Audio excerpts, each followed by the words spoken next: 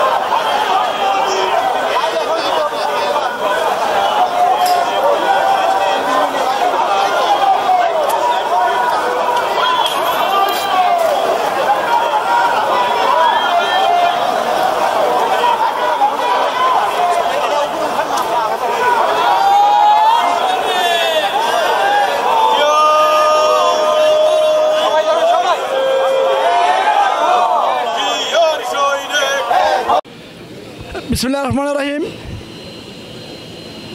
সুপ্রিয় বাংলাদেশি সকল ভাই ও বোনেরা, আসসালামু আলাইকুম। আমরা আজ জাতিসংঘের সামনে এমন এক সময়ে সমবেত হয়েছি যে সময়ে বাংলাদেশের কৃতি সন্তান, বিশ্বের একমাত্র নোবেল লরিয়েট ব্যক্তিত্ব, যিনি একাধারে পিসের জন্য নোবেল শান্তিতে নোবেল পেয়েছিলেন, যিনি প্রেসিডেন্সিয়াল অ্যাওয়ার্ড পেয়েছেন আমেরিকার, যিনি কংগ্রেশনাল অ্যাওয়ার্ড পেয়েছিলেন আমেরিকার। তা সুতরাং ওইরকম ব্যক্তি বিশ্বে বিরল, যাদেরকে এতগুলা অ্যাওয়ার্ডে বিশ্ব বরণ করেছে।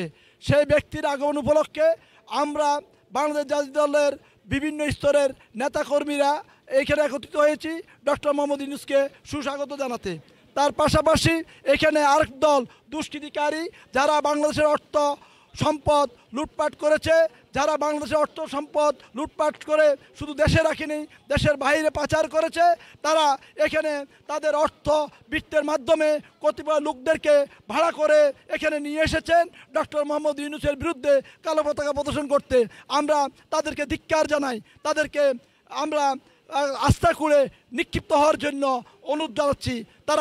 যারা এখানে এসেছেন তারা হয়তো জানেন না যে তাদের নেতারা হাজার হাজার কোটি টাকা বিদেশে পাচার করেছে। তারা শুধু একটি সিঙ্গারা, একটা চমুচা তথা এক প্যাকেট বিরিয়ানির লোভে আজকে এখানে এসেছেন ডক্টর মোহাম্মদ ইউনূসের বিরুদ্ধে কথা বলতে। ছি ছি ছি, আমাকে বলতে হয়, বিশ্বের উন্নত দেশে বসবাস করেও তাদের মেন্টালিটি আজও পরিবর্তন হয়নি, আগামীতে পরিবর্তন হবে না। তাই আমি বাংলাদেশ জাতীয় দল তথা বাংলাদেশ জাতীয় দলে বিশ্বাসী সকল রাজনৈতিক নেতা কর্মী সমর্থকদেরকে বলবো যে স্বৈরাচারী হাসিনা বাংলাদেশ থেকে যেভাবে পালিয়ে গিয়েছে, তার সকল নেতা কর্মীকে সেভাবে উদ্বুদ্ধ করুন, তারা যেন পালিয়ে যায়। বাংলাদেশে সোনার মানুষ দিয়ে গড়ব, অন্য কোনো ব্যক্তি বিশেষ নয়। আমরা কুলাঙ্গার মজিদ যেভাবে নিপতিত হয়েছে এবং তার কন্যা যেভাবে পালিয়ে গিয়েছে, সেইভাবে তার কর্মী বাহিনীও ভারতে পালিয়ে যাবে এবং বাংলাদেশের মানুষ বাংলাদেশকে বাংলাদেশের মতোই সুজলা সুফলা শস্য শ্যামলায় গড়ে তুলবে, সে আশাবাদ ব্যক্ত করে আমি আমার বক্তব্য শেষ করছি। তার পাশাপাশি আমি এখন আজকের এইখানকার এই জাতিসংঘের সামনে কেন্দ্রীয় বিএনপির কার্যনির্বাহী পরিষদের অন্যতম সদস্য, যিনি একাধারে একজন সাংবাদিক, কলামিস্ট এবং রাজনীতি ব্যক্তিত্ব, যিনি বিভিন্ন সময়ে এই বিগত 17 বছর ধরে টকশো করে গিয়েছেন, বাংলাদেশের স্বৈরাচারিণী হাসিনার চরিত্র উন্মোচন করার জন্য প্রাণপণ চেষ্টা করেছেন এবং সেই ধারা এখন পর্যন্ত অব্যাহত রেখেছেন। এবং পাশাপাশি বাংলাদেশের যে ব্যক্তি রাজ্য সরকার প্রধান হিসেবে দায়িত্বে বসেছেন, সেই সুযোগ্য ব্যক্তিকে সম্মান এবং অভিনন্দন জানাতে এখানে ছুটে এসেছেন রিতা রহমান। আমি রিতা রহমানকে কিছু বলার জন্য অনুরোধ জানাচ্ছি। ধন্যবাদ ধন্যবাদ ধন্যবাদ। হ্যাঁ, আমরা এখানে সবাই এসেছি ডক্টর ইউনূসকে আমাদের পূর্ণ সমর্থন জানানোর জন্যে, কিন্তু পাশাপাশি খুব আহত হচ্ছি দেখে যে পতিত সরকার যারা গণহত্যা করে, যেই দল গণহত্যা করে তাদের নেতা দেশ ছেড়ে পালিয়ে যায়, সেই দল আবার পাশাপাশি এসে বিক্ষোভ করছে। এটা খুব আমাদের জন্য কষ্টের ব্যাপার। কি করে এটা সম্ভব? তো এটার পিছনে যে কারণগুলো আছে, যে দেশে পালিয়ে গেছে সে দেশ মদদ দিচ্ছে, তারা নানান ষড়যন্ত্রে লিপ্ত, তারা এই সরকারকে ব্যর্থ করবার জন্যে নানান রকম প্রকল্প হাতে নিয়েছে। তো আমাদের সচেতন থাকতে হবে, আমাদের সবাইকে সচেতন থাকতে হবে এবং জাতীয় ঐক্য খুবই গুরুত্বপূর্ণ এই মুহূর্তে। আমরা আহ্বান জানাবো সব রাজনৈতিক দল, ছাত্র জনতা, সবাই আমরা ঐক্যমত্যের ভিত্তিতে এই সরকারকে সহযোগিতা করব, যেন এই সরকার খুব দ্রুত এই ষড়যন্ত্রকারীদের চিহ্নিত করে তাদের শাস্তি দেয় 1 নম্বর, 2 নম্বর দেশকে পুনর্গঠন করে গণতান্ত্রিক প্রক্রিয়ার সামনে নিয়ে আসে। ধন্যবাদ। ধন্যবাদ। আমাদের এখানে পোস্টাল এমপ্লয়িজের সম্মানিত সভাপতি রেজবুল কবির ভাই আছেন, আমি ওনার অনুভূতি জানতে চাচ্ছি। আমি বাংলাদেশ জাতীয়তাবাদী দল বিএনপি নিউ ইয়র্ক মহানগর দক্ষিণের পক্ষ থেকে সকলকে শুভেচ্ছা সালাম জানাচ্ছি। আসসালামু আলাইকুম। আজকে যে কথা বলতে চাই, আমরা জাতিসংঘের সামনে এসেছি, বাংলাদেশের সকল মানুষ এসেছে। বর্তমান যে সরকার, অন্তর্বর্তীকালীন সরকারের প্রধান উপদেষ্টা বা বিশ্ব নন্দিত ব্যক্তিত্ব, যাকে প্রধান উপদেষ্টা হওয়ার আগেই বিশ্ব চেনে এবং অত্যন্ত জনপ্রিয় ব্যক্তিত্ব, ডক্টর মোহাম্মদ ইউনূস সাহেবকে আমরা স্বাগত জানানোর জন্য এখানে এসেছি। আমি যে কথা বলতে চাই সেটি হচ্ছে, আপনারা জানেন বাংলাদেশে একটি স্বৈর শাসক দীর্ঘ দিন প্রায় 16 বছর বাংলাদেশে শাসন করেছে, অবৈধভাবে শাসন করেছে, জুলুম করেছে, নির্যাতন করেছে। সেই সরকারের বিরুদ্ধে বাংলাদেশের ছাত্র জনতা এবং বিএনপি সহ সকল রাজনৈতিক সংগঠন, দেশপ্রেমিক রাজনৈতিক সংগঠন ঐক্যবদ্ধ হয়ে আন্দোলনের মধ্য দিয়ে সেই শেখ হাসিনা বিশ্ব বেহায়া হাসিনা সরকারের পতন ঘটিয়েছে। বাংলাদেশে আপনি জানেন বাংলাদেশে দুর্নীতি শীর্ষে অবস্থান করেছে। বাংলাদেশের তৎকালীন সরকার মানে প্রধানমন্ত্রী শেখ হাসিনা দুর্নীতির শীর্ষে ছিল, কিন্তু বাংলাদেশে সেই সময় দেখেছি মুরগি চুরির বিচার হয়েছে এবং কলা চোরের বিচার হয়েছে, কিন্তু মহাসাগর যারা চুরি করেছে, বাংলাদেশকে যারা ধ্বংস করেছে অর্থনৈতিকভাবে, তাদের কোনো বিচার হয়নি। যাই হোক, যে কথা বলছিলাম, সেই সরকারের পতন হয়েছে।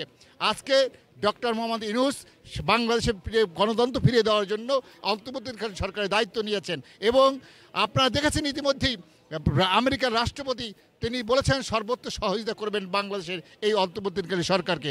আমরা চাই, আজকে লজ্জা হয়, দুঃখ হয়, কষ্ট হয়, বাংলাদেশের কিছু মানুষ যারা আওয়ামী লীগের নামধারী, তাদের নেত্রী যেমন লজ্জা নেই, তাদেরও তেমন লজ্জা নেই। কী কারণে কেন এখানে এসেছে তাদেরও জানা নাই। তারা আজকের এই সরকারের বিপক্ষে অবস্থান করেছে। এখানে লজ্জা, সি হাসিনার লজ্জায় বাঁচি না, এই কথা বলছি। পাশাপাশি আহ্বান করব বাংলাদেশে যারা ভুল পথে আছেন তারা আসেন, ডক্টর ইউনূসকে সাহায্য করেন বাংলাদেশে পুনর্গঠনের জন্য, বাংলাদেশে গণতন্ত্র ফিরিয়ে দেওয়ার জন্য। এবং আমরা এই সরকারের কাছে আহ্বান করব, আপনারা বাংলাদেশকে সুন্দরভাবে সাজিয়ে বাংলাদেশে একটি সুন্দর নির্বাচনের মধ্য দিয়ে গণতন্ত্র বাংলাদেশে ফিরিয়ে দেবেন, এই আহ্বান জানাচ্ছি এবং আমাদের ভাইকে আমরা ধন্যবাদ জানাচ্ছি। খালেক ভাইকে ধন্যবাদ জানাচ্ছি আমাকে কিছু বলার জন্য। সকলকে ধন্যবাদ। হারুন ভাই, আমি এখন আমাদেরকে এখানে কিছু বলার জন্য অনুরোধ জানাচ্ছি আমাদের হারুন ভাইকে। হারুন ভাই, আপনি কিছু বলুন, আপনার অনুভূতি। ধন্যবাদ খালেক ভাই। এখন আমার অনুভূতি হচ্ছে, এইখানে ডক্টর ইউনূসকে স্বাগত জানানো এসে দেখলাম কিছু টাকা লুটপাটকারী যারা দেশের অর্থ লুটপাট করে বিদেশে এসে বসতবাড়ি করছে, তাদের লজ্জা নাই। যেভাবে কোভিডের ভ্যাকসিন আবিষ্কার হচ্ছে, আমার কাছে এখন চিন্তা হচ্ছে যে বিজ্ঞানকে প্রশ্ন করা যে লজ্জার কোনো ভ্যাকসিন আবিষ্কার করা যায় কিনা। এই আওয়ামী লীগ যারা করে, এদেরকে লজ্জার ভ্যাকসিন পুশ না করা পর্যন্ত এদের কোনো লজ্জা হবে না। তাই বিশ্ববিজ্ঞানকে আমি অনুরোধ করছি বিশেষভাবে আওয়ামীদের জন্য একটা লজ্জার ভ্যাকসিন আবিষ্কার করার জন্য। ধন্যবাদ সবাইকে। ধন্যবাদ। এতক্ষণ পর্যন্ত আমাদের সাথে যারা ছিলেন, আমি সবাইকে আবার অভিনন্দন জানিয়ে এবং মিলেনিয়াম টিভিকে অভিনন্দন এবং শুভেচ্ছা জানাচ্ছি, মিলেনিয়াম নিউজ 24কে অভিনন্দন এবং শুভেচ্ছা জানাচ্ছি, এবং যারা যে প্রান্ত থেকে মিলেনিয়াম নিউজ 24 এবং মিলেনিয়াম টিভি USA দেখতেছেন, তাদের সবাইকে আন্তরিক অভিনন্দন ও কৃতজ্ঞতা জানিয়ে আমি আমার অনুষ্ঠান এখানে সমাপ্তি ঘোষণা করছি। আমি ইঞ্জিনিয়ার মোহাম্মদ আব্দুল খালেক।